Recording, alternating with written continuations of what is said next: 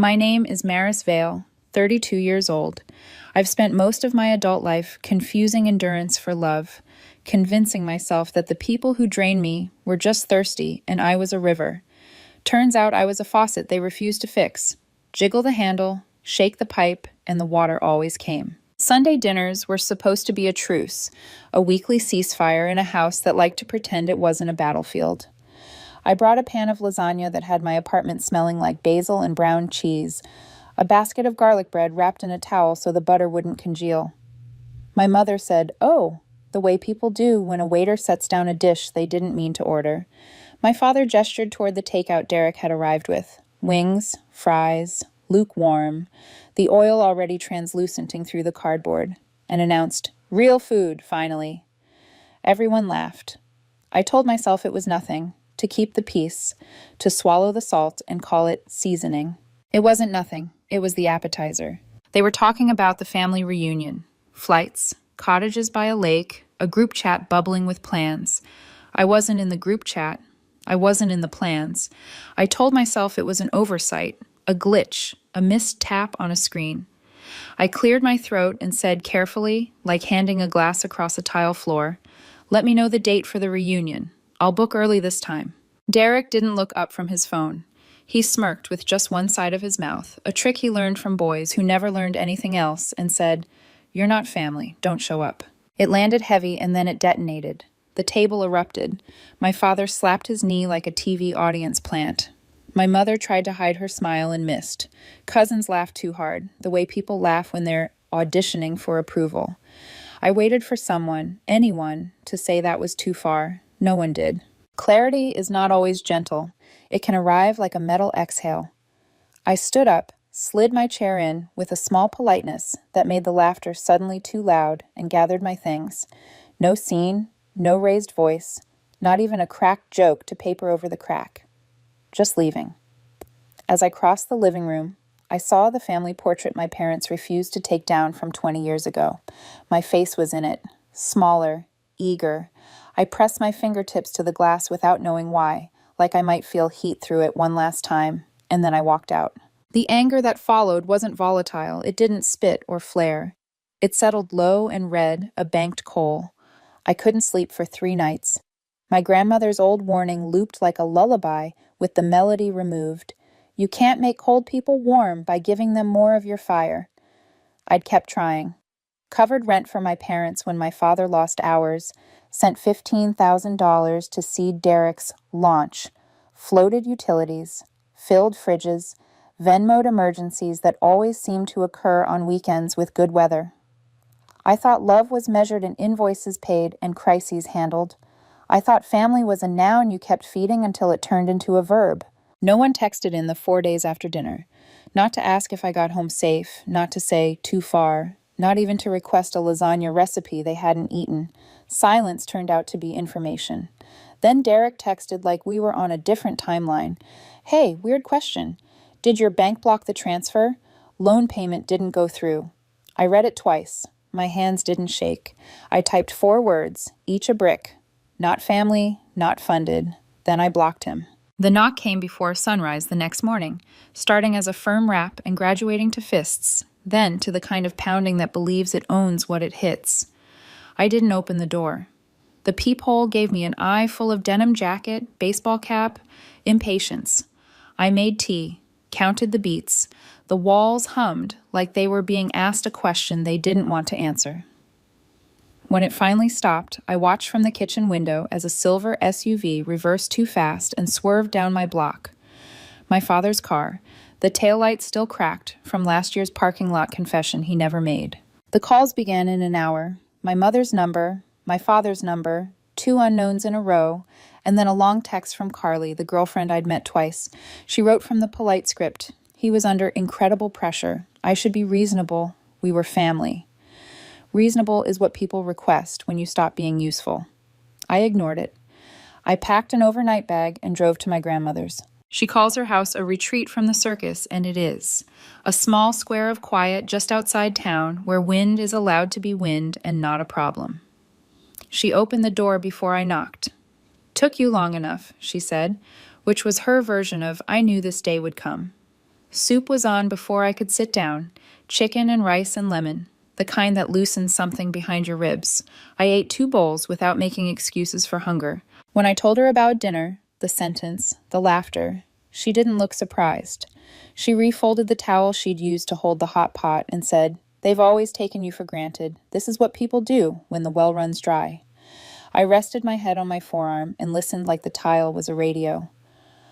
"The first time you say no to people who live off your yes," she added, "they act like you changed, but really you just started seeing." I slept on her couch like a child with a fever that finally broke. No calls, no guilt, just the kind of silence that feeds you. The envelope was waiting on my doormat when I returned home the next morning. Plain white, rubber banded, heavy with 20s, $400, no note. A peace offering, a guilt payment, an insult. I left it there until the sun warmed it, then dropped it in the trash. I am not a jar to be tipped with cash. I am not a bouncer you tip to get past a line you made. Late afternoon, my father called again, and this time I answered, not because I owed him anything, but because I wanted to hear what story he would choose. He started in the middle, as if beginnings are for people who make admissions. "Derek's business is in a tight spot," he said, like a weather report he had no control over. The missed payment messed up a supplier deal, late fees, a freeze, serious consequences. He said it all in a tone that suggested consequences are things that happen to good people for bad reasons. "Why?" I asked when he stopped. Just that word, a small pry bar. "It's not like we used you," he said fast. "You're taking this too personally." There it was. The old religion. Your sacrifices don't count. Your pain is unprofessional. Your boundaries are a mood. I hung up. Not dramatic, just done. That night, I pulled up my bank app and started creating a ledger for a life that had been undocumented on purpose. Every transfer labeled, "just this once." Every utility I paid when their lights were about to find darkness again. Each emergency that looked suspiciously like a plan. Just over $20,000 in 2 years. I printed statements, highlighted every line that was not for me, filled a manila envelope with proof of being asked and asked and asked. On a sticky note atop the pages, I wrote, "This is who I've been. Ask yourselves who you've been."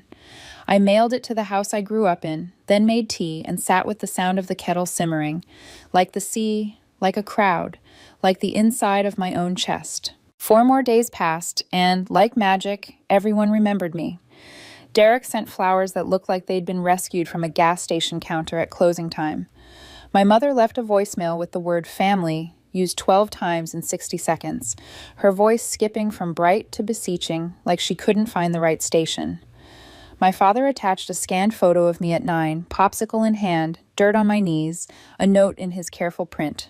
"We're still a family, Maris." Now they cared, now I mattered, but it felt like stage lights switched on for a scene that didn't require me anymore. I had already stepped off the set. That night, I stood at my window and watched the streetlights blink on one by one like a code I almost recognized. I thought about signatures, how easy it is for some people to scribble your name onto their needs and call it love. I thought about meetings where attendance is stamped required, as if presence can be demanded like payment. I thought about hospital rooms and their metronome beeps, and how some alarms don't belong to me anymore. Somewhere, a future I hadn't agreed to yet was changing its clothes. Somewhere, a line from my grandmother's warning found a new ending. You cannot warm a house that keeps its windows open to the cold and then blames you for the draft. I turned out the light and let the apartment be dark on purpose. I slept. Not because it was over, but because I had finally flipped the first switch. The next morning I expected a lull, a pause where everyone recalibrated and decided how to proceed around the boulder I had rolled into the middle of the road. Instead, my phone lit up like a slot machine. Mother, father, 2 aunts who only called when someone died or needed chairs carried, and Derek from numbers he thought I wouldn't recognize. I stood at the sink with coffee that tasted like resolve and let it all ring until the room sounded like a hive. When it finally quieted, my father called again. I answered this time, not out of softness, but curiosity. I wanted to hear the script he'd chosen. He skipped greeting and history and landed where he thought leverage lived. "The supplier fees are compounding," he said. "Banks are hard-nosed. We're swamped." The "we" landed like sleet. Why? I asked, not a question so much as a chisel. He exhaled. Because we're a family, and sometimes families need to pull together. You know how much we've done for you. We've always... I hung up. The click wasn't angry, it was surgical. I put the mug down and felt the old tremor in my hands, the one that used to send me to my banking app like a faithful dog, bringing a leash. The tremor passed. What remained was a steadiness I'd mistaken for cruelty when other people practiced it. It wasn't cruelty, it was the refusal to subsidize harm. I opened my laptop and began the audit I'd been avoiding for exactly as long as it had been needed. 2 years of transactions, spilled across the screen in lines of digits and faint descriptions, a breadcrumb trail of emergencies that didn't belong to me. Rent just this once. A power bill rescued on a Wednesday at 4:58 p.m. Groceries that looked suspiciously like party supplies. A late car payment with a note that said, "Promise this is the last." An Uber to a club I'd never seen. 3 small Venmos to Carly Hearts, marked with quiet emojis. I highlighted until the page glowed. The number settled like weather, just over 20,000. It was not ruinous, but it was not nothing. It was a life leaned on until it bent. I printed everything, stack after stack feeding out like breath, and slid the papers into a manila envelope, the kind people use to ship contracts and keepers. On a square of yellow, I wrote in small, even letters, "This is who I've been. Ask yourselves who you've been." I addressed the envelope to the house where my height is still pencil-marked in a pantry, where the door shrieks when you're trying to be quiet, where love was too often a word that stood in for debt. Then I walked it to the corner, dropped it in the blue mouth of the mailbox, and felt a sensation I hadn't expected. Grief so clean it almost sparkled. I was mourning the person who had always jumped in, the one who wore her cape until it smelled like smoke. The pivot came fast. It always does when the usual methods fail. First a bouquet on my doormat that looked like it had been rescued from a gas station at midnight, plastic sleeve fogged with its own breath. Then a voicemail from my mother with a voice so bright it was almost creaky. "Come for lunch, sweetheart. Let's reset." Another the next day, gentler but rehearsed. "He's under pressure, your brother. Try to see his side. Family, family, family." The third arrived near midnight, a small sobbing that slid into the words like a tremor. "Do you still love me?" That one cut something I had bandaged poorly. I didn't call back, not because I didn't love her, but because love that keeps enabling isn't love. It's anesthesia. Derek sent an email with the subject repayment plan, an Excel sheet that had all the carelessness of a napkin promise. The dates were vague, the sums were hope, the signature line was blank. At the bottom, a sentence that wanted to sound like wisdom. "Let's move past this. We're family, right?" The same word he'd weaponized at dinner, now sat there like a key he thought would still open my door. I didn't reply. My silence surprised even me. I had thought I would be tempted to negotiate, to bargain for a softer version of the same harm. It turns out when you've eaten enough cheap apologies, your palate sharpens. That Saturday, my mother texted, "Come over for dinner, just you, no drama." I pictured the table reset like a stage, an empty chair, waiting to applaud anyone who sat in it. I stayed home and roasted carrots with cumin and ate them out of the pan, barefoot, the kind of small rebellion that feels like a ceremony. By 8 p.m., Derek was texting through his third number, "You're being ridiculous." Then, "We were joking. You're taking everything too seriously." And finally, the naked truth, mean as a cornered dog. "You think you're better than us now." I took screenshots and filed them with the rest. Paper has a way of steadying reality. The next day, I tested something shameless in myself. My cousin posted photos of a backyard dinner, folding tables, the cheap string lights we've used for a decade, the banner from someone's graduation repurposed with Scotch tape to say family night. In 2 separate frames, my old chair was visible, empty by design, a vacancy staged like a warning or a dare. My mother commented, "Missing our girl tonight, come home soon." I typed, "Looks great, sent."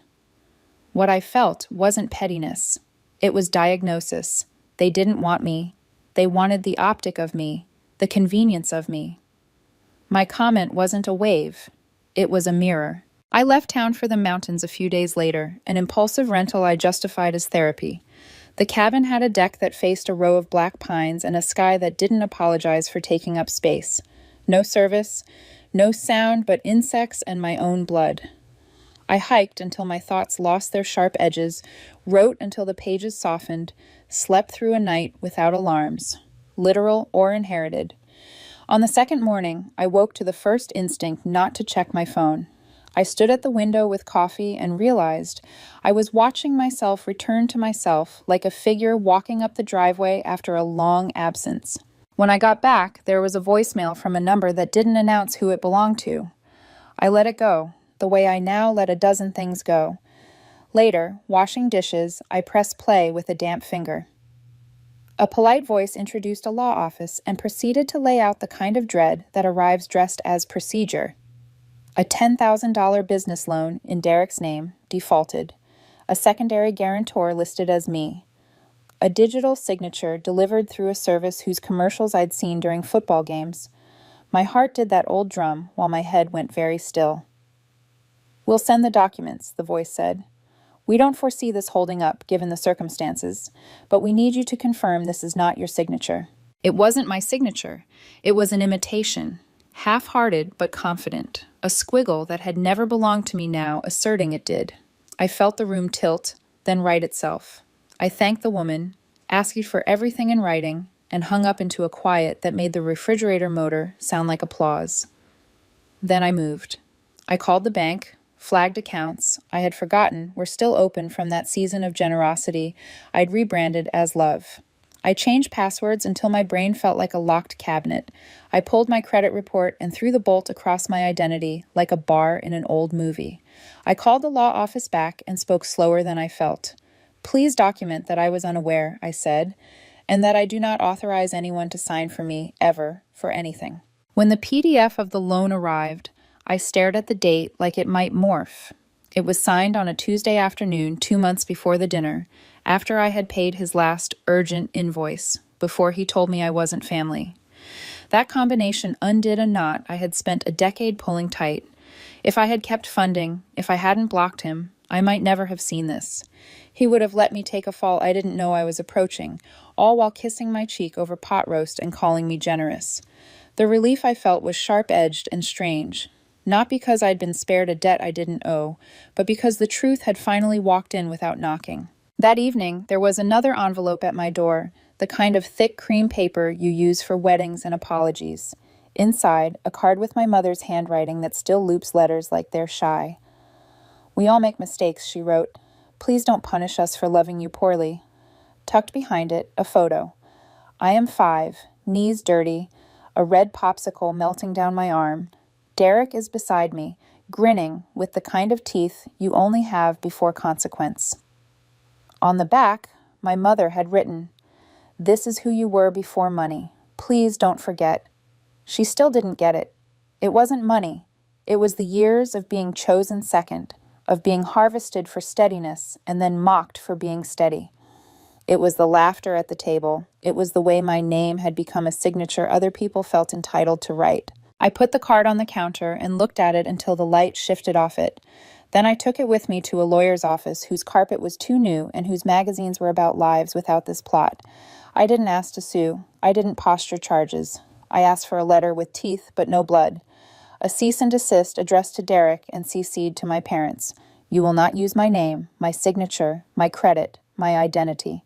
You will not tell any lender, merchant, cousin, or stranger in a suit that I am your guarantor, your safety net, your yes."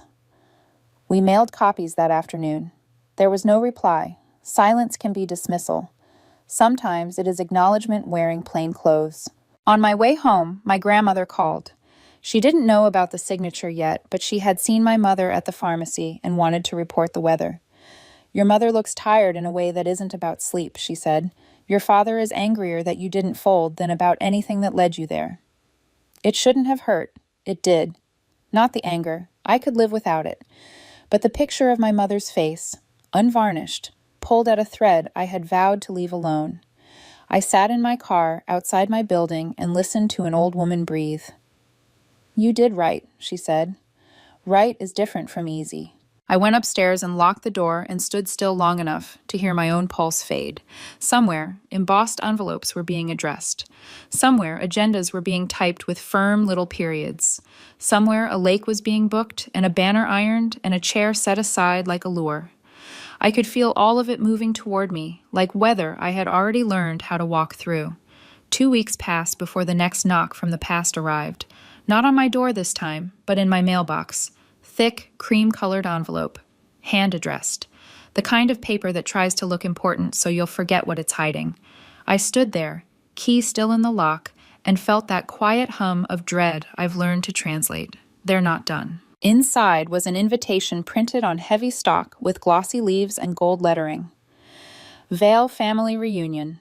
Lake Rowan Resort dates, itinerary, and a line at the bottom, bold enough to cut through everything else.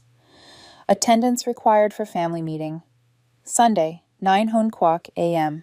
I almost laughed. Required.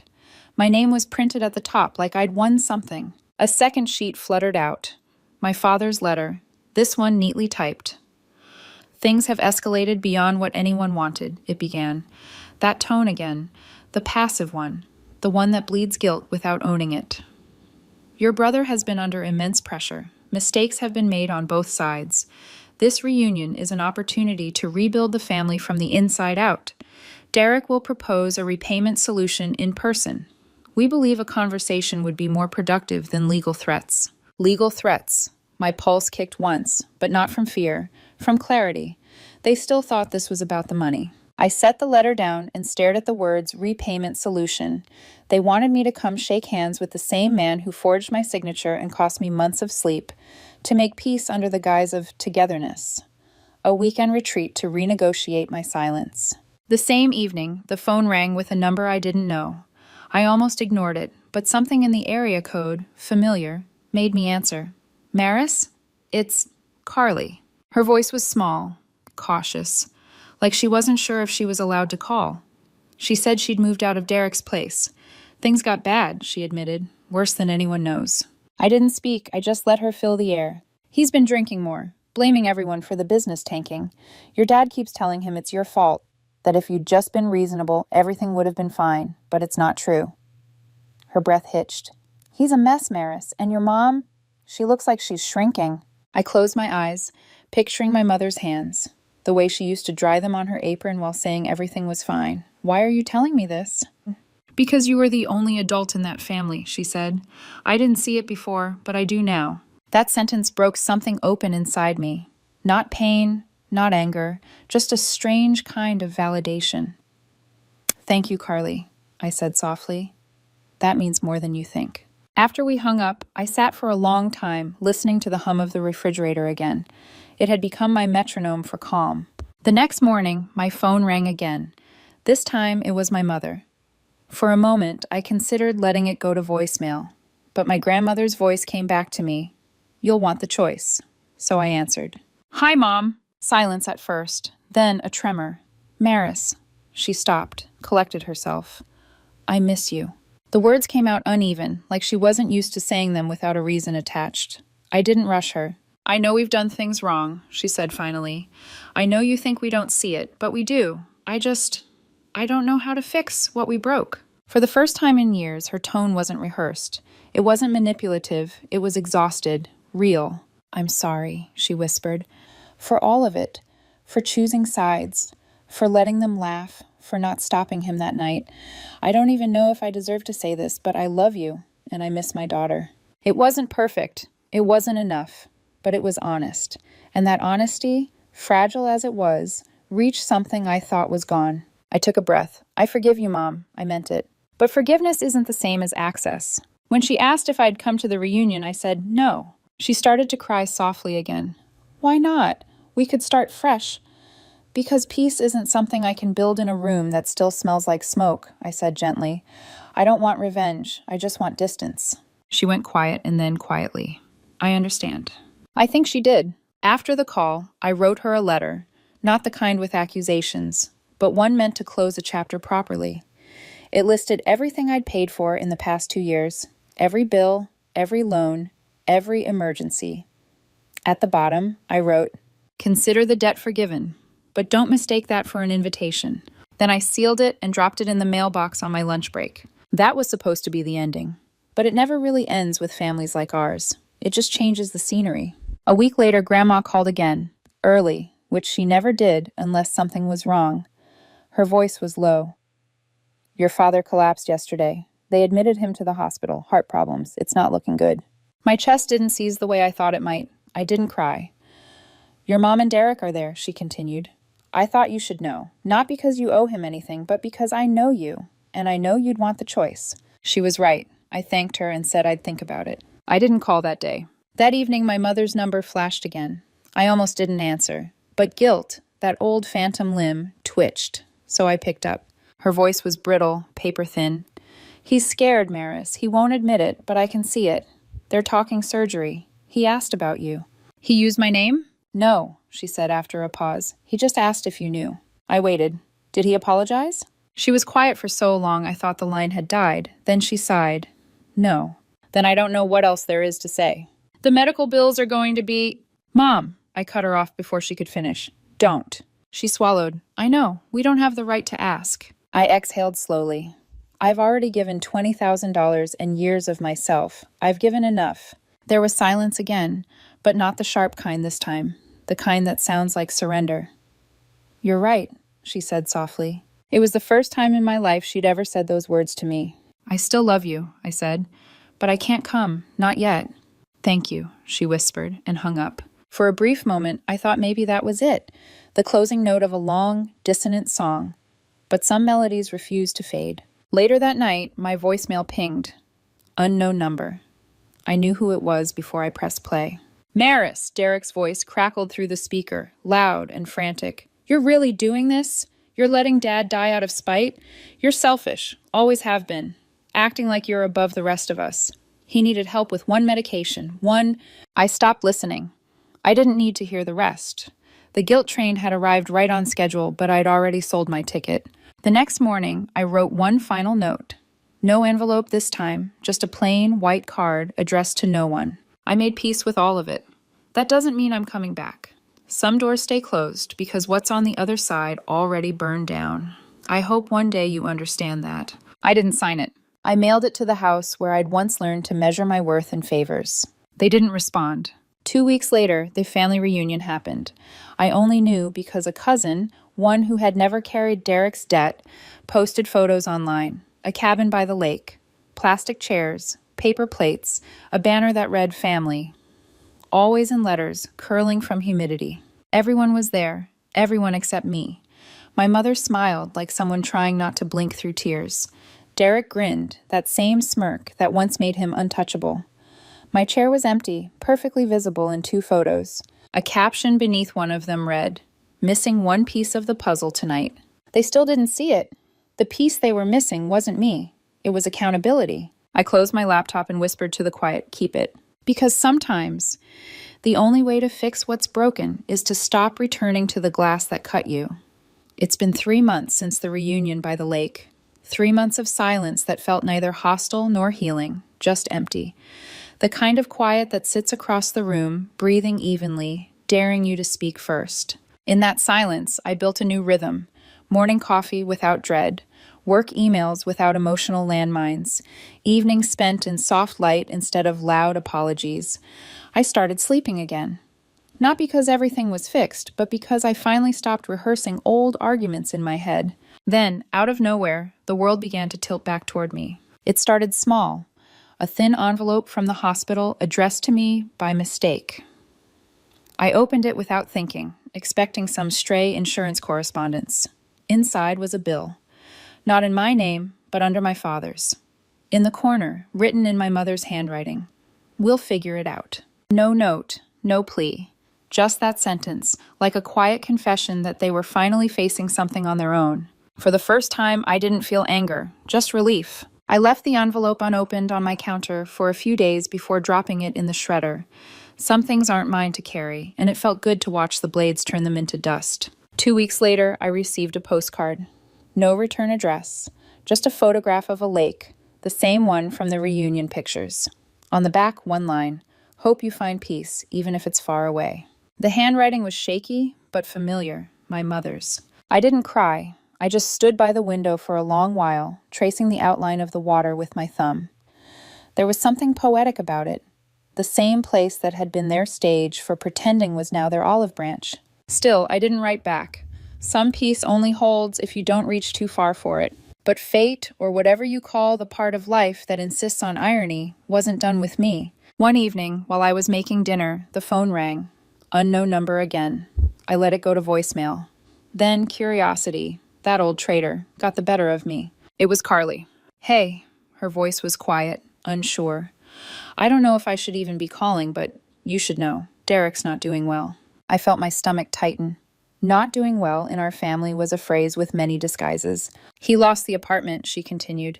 Some creditor came after him. The business accounts are frozen. He's staying with your mom now. Your dad's home from the hospital, but he's different, slower, angry. I could hear the hesitation in her breath. She wasn't gossiping. She was warning me. He blames you for all of it, she said finally. But I don't think he actually believes it anymore. I think he just doesn't know who else to blame. I'm sorry, for everything. Her voice cracked a little before she hung up. I stood in the middle of my kitchen, the hum of the refrigerator filling the air again. That familiar hum, my metronome for peace, now carried an echo. Not of guilt, but of perspective. Derek's life was finally collapsing under the same weight he'd tried to stack on my shoulders. And my parents, the ones who'd laughed at his jokes and minimized my pain, were standing in the rubble with him. I didn't feel triumphant. I felt free. Because I finally understood what my grandmother meant that night when she said, "They'll act like you've changed, but really you're just seeing clearly." Seeing clearly didn't mean watching them suffer. It meant seeing who they were, and who I no longer needed to be. That weekend, I drove to see my grandmother. The drive out of the city felt lighter this time, like the road had been waiting for me to unclench. Her little house was the same, peeling white paint, overgrown lilac bushes, wind chimes that sounded like laughter when the breeze caught them. She opened the door before I knocked, as always. "Soup's on," she said with a smile. We didn't talk about the family right away. We talked about the garden, about her knees, about how she'd switched to decaf because life's dramatic enough. Then, as the light shifted gold across the kitchen, she said quietly, "Your mother told me you forgave her." "I did," I said. "But forgiveness doesn't mean I'm going back." Grandma nodded slowly. "Good. Forgiveness is the closing of a door, not the reopening of it." We ate in silence for a while, just the two of us, and the sound of spoons against bowls. Before I left, she pressed an envelope into my hand. "I found this when I was cleaning your mother's old desk," she said.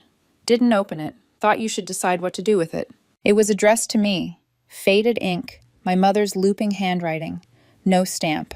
She must have written it weeks ago and never sent it. I opened it in my car. "Maris, I know I can't undo what's been done, but I want you to know that I'm proud of you.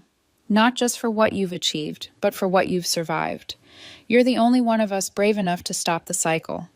I hope someday your brother understands that too. Love, Mom." The paper trembled in my hand, not from tears, but from something deeper, something like release. I folded the letter carefully, tucked it into the glove compartment, and sat there with my eyes closed until the sun dipped below the trees. On the drive home, I realized something simple.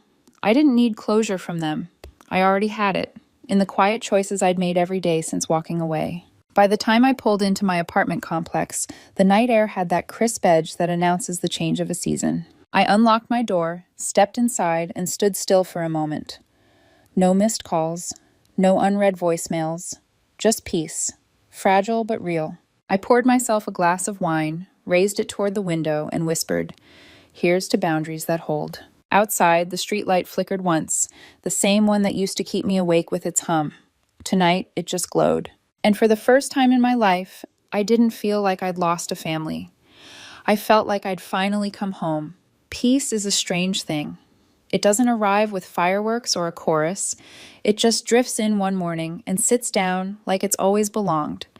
I woke up one day, months later, and realized that the quiet in my apartment wasn't empty anymore. It was full of space I had reclaimed from noise that used to own me. Life had moved forward without fanfare. I'd been promoted at work, not because I was chasing approval this time, but because I finally had focus. My manager said, "You seem lighter lately." He was right. Letting go of people who drain you gives your mind back its oxygen. The first snow came early that year. It fell outside my window like someone shaking forgiveness from the sky. I watched it pile softly on the ledge and thought about my father. Grandma called a few weeks earlier to say he was home, quieter, slower, but still himself in that stubborn way that refuses to age gracefully. He asks about you sometimes, she'd said, but never directly. I told her she didn't have to pass along messages. What she didn't know was that I had already written him one. It wasn't long or bitter, just a few lines I'd typed one sleepless night and never sent. You taught me that strength meant silence.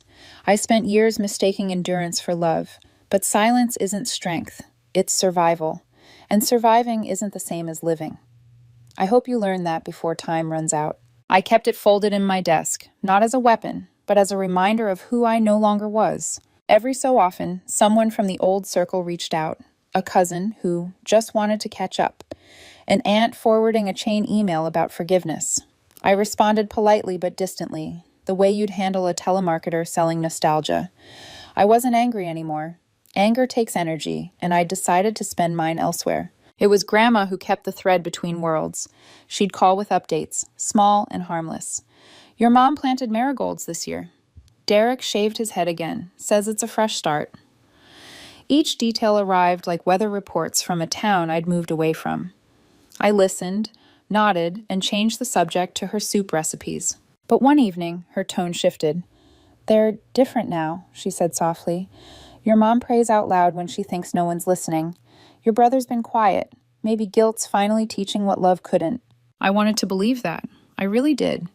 But believing in other people's change requires reopening a door I had sealed for a reason, and I'd learned that not all transformation needs an audience. Still, her words lingered. That night, I dreamed of the lake from those reunion photos, the water smooth as glass, the empty chair reflected in it like a ghost. In the dream, I walked to the chair, touched it, and it dissolved into ripples that carried my reflection away. I woke up calm. Some losses are not tragedies, they're baptisms. In the months that followed, life kept offering small reminders of growth.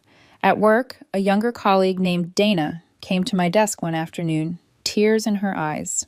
Her family was draining her the same way mine once had.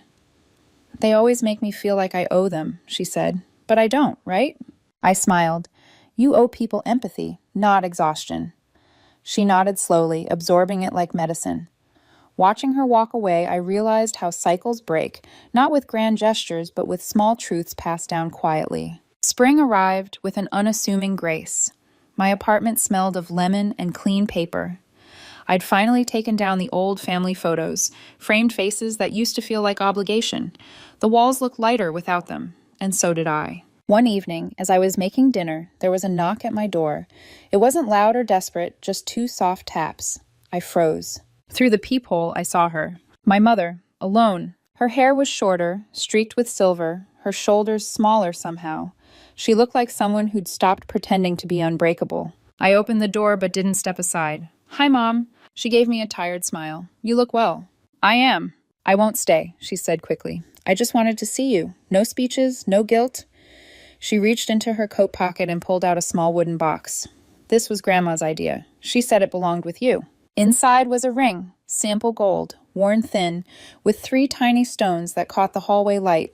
I recognized it immediately. My grandmother's wedding band, the one she'd worn through 60 years of storms. She said, my mother whispered, that it's for the one who finally learned the difference between duty and love. The air left my lungs. You drove all this way to give me this? She nodded. And to tell you something. Her eyes brimmed, but her voice didn't break. Your father's sorry. He'll never say it right, but he's been trying to, in his way. I didn't know what to do with that. The part of me that used to rush to fix things wanted to hug her, invite her in, brew tea. The part that had healed knew that sympathy and self-preservation aren't opposites. Tell him I'm okay, I said. She nodded again, wiped her eyes, and smiled. You always were. I watched her walk down the hall and disappear into the elevator. The sound of the doors closing was soft, almost merciful. Later that night, I sat by the window, turning the ring over in my hand. It wasn't glittery or perfect. It was weathered, sturdy, and real. A survivor's ring. That's when I realized something. My story had never been about vengeance or distance. It had been about learning what peace costs and paying it willingly. The next morning, I wrote one final entry in the journal I'd been keeping since the night of that dinner. Peace doesn't mean forgetting who hurt you. It means remembering without bleeding. It means setting the table for yourself and being content with who shows up. Then I closed the notebook, slipped the ring onto my finger, and stepped out into a new day that didn't need anyone's permission to begin. Because some doors stay closed forever, and some finally open, quietly, inward, just enough for light to get in.